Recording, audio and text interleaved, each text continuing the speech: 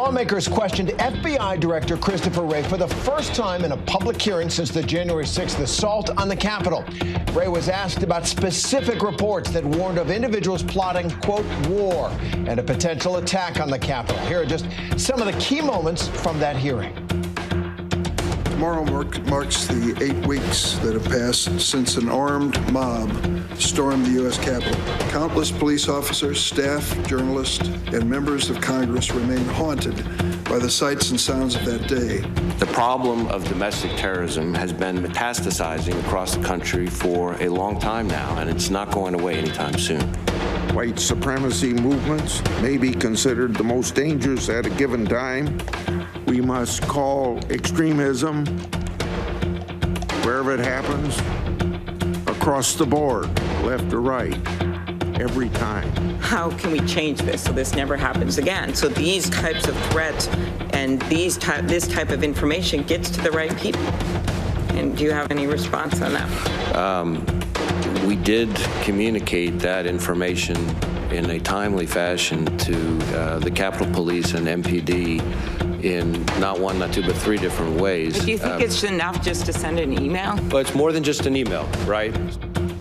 ABC News political director Rick KLEIN joins us now for more on this. Rick, Director Wray said the FBI shared its intelligence through normal channels. So where was the breakdown in communication?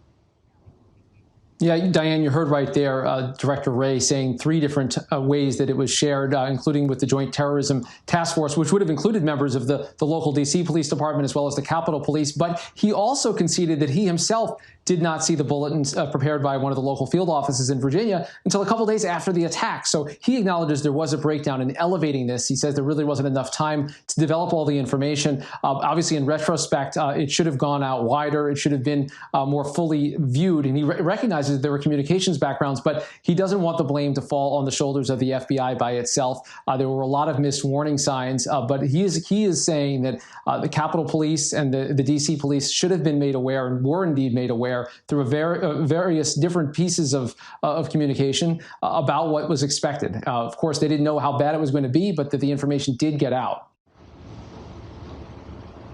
FBI Director Wray said that authorities have now arrested more than 270 suspects involved in the violence at the Capitol. Looks like those Instagram posts and ex-girlfriends are helping accelerate this investigation. But seriously, what did we learn about this wide-ranging, really incredible investigation?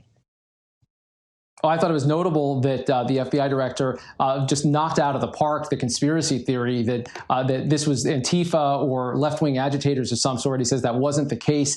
He is acknowledging, though, that this was a lot bigger than anyone could have realized, and he connected it to the broader threat of violent extremism, of white supremacy, and saying that this is something that he's been warning about and I think is now even more concerned about. I was also struck by what he said about the potential for cell phone metadata and records, electronic records, of people that were known to have been there in the crowd or at the Capitol potentially being used. He said he wouldn't be surprised if investigators are going there, and it suggests that the investigation, even though it's already wide-ranging, could go in a lot more different directions. We heard from the new Attorney General just last week about how he wanted to follow the information upstream. Clearly, FBI officials are doing the same, and they're using some electronic communications potentially to do so. That could lead in some really interesting places potentially. And Rick, we had heard already from other testimonies on Capitol Hill from the impeachment proceedings that this wasn't just a bunch of anarchists linked to Antifa, and that there were elements of white supremacy in the group. But how significant is it to now hear that confirmed by the head of the FBI?